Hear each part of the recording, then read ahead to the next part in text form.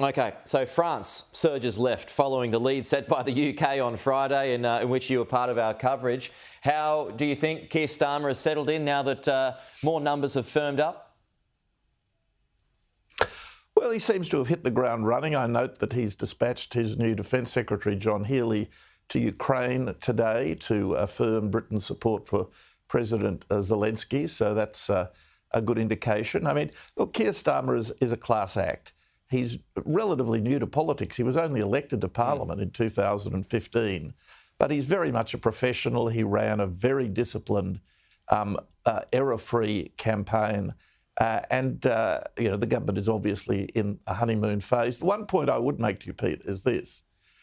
This was much more a vote against the Tories, a vote to kick out the government, than a vote to embrace the opposition. Yeah. And that's seen in the fact, from the fact that, a bit like Albanese 2 years ago, indeed, the vote share of the Labor Party was actually historically quite low.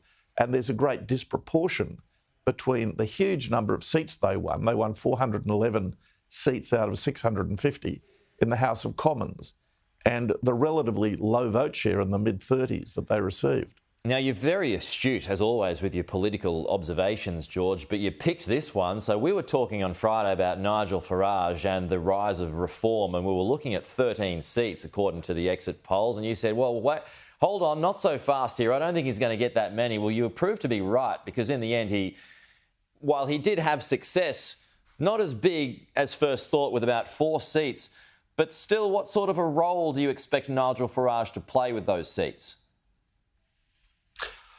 Well, Farage ended up with 5 seats, and 5 seats. Correct. Farage is a brand. I mean, the party was a vehicle for him, but Farage is his own political brand. The big impact that Nigel Farage had on the British election, because remember, in the UK, they have first past the post voting, is that he absolutely drove a truck through the Conservative vote.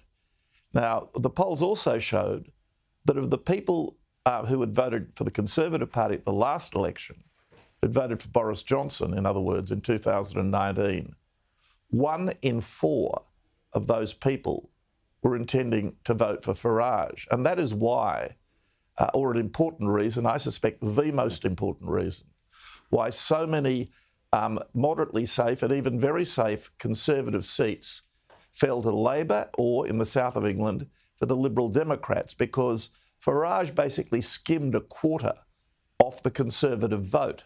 And that's been his big impact. So his impact isn't to be judged by the fact that his party only won 5 seats. His impact is to be judged from the fact that his party cost the Conservative Party dozens and dozens and dozens of seats. And we'll have to wait until the analysis is done. But it will be a very, very large number of Tory seats that fell because of Farage, even in electorates that he didn't himself win. Well, that is true. Good to have you with us again, George. Really appreciate it. We'll talk to you again soon. Thanks, Pete.